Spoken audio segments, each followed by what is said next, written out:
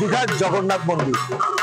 এই দীঘার জগন্নাথ মন্দির দেখতে হলে আপনাকে শঙ্করপুরে আসতে হবে এবং সেখানে দেখতে পাচ্ছেন আমরা সেইখানেই পুরস্কার তুলে দেবো দীঘানাথ জমি। এত সুন্দর মণ্ডপ আমরা দীঘার জগন্নাথ মন্দির যারা করেছে এই শঙ্করপুর পুজো কমিটি, তাকে আমরা কথা বলে স্বাধীন ঘোষ তার হাতে পুরস্কার তুলে দেবো পুজো কমিটির তরফ থেকে।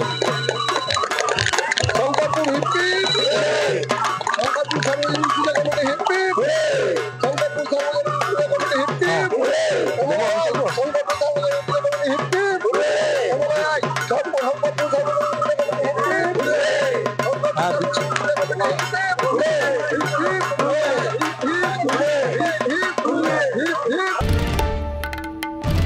বাংলার আওয়াজ, বাঙালির আবেগ, জি 24 ঘন্টা।